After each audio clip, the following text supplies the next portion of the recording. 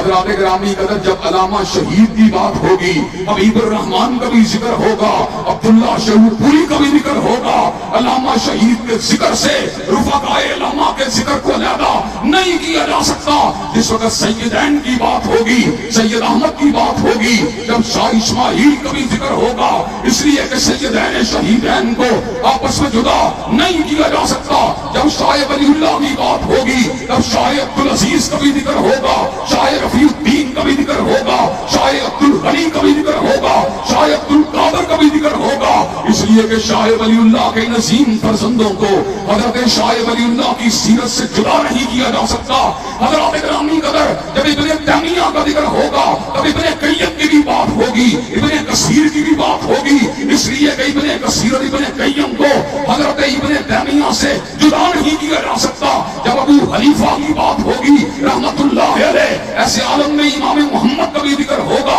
قاضی ابو یوسف کا بھی ذکر ہوگا۔ حضرات گرامی قدر اس کی وجہ یہ ہے کہ امام ابو حنیفہ سے صاحبین کو جدا نہیں کیا جا سکتا۔ جب احمد ابن حنبل کا ذکر ہوگا، پھر بخاری کا بھی ذکر ہوگا، پھر مسلم کا بھی ذکر ہوگا، اس لیے کہ احمد ابن حنبل سے بخاری اور مسلم کو جدا نہیں کیا جا سکتا۔ حضرات گرامی قدر پھر میں بات کے اوپر بات کر دینا چاہتا ہوں، جہاں پہ حضور کی بات ہوگی، پھر صدیق کا بھی ذکر ہوگا، پھر فاروق کی بھی بات ہوگی، پھر عثمان کا بھی ذکر ہوگا، پھر علی المرتضیٰ کی بھی بات ہوگی، اس لیے کہ سید العرب والعجم سے حضور کے رفقا کو جدا نہیں کیا جا سکتا۔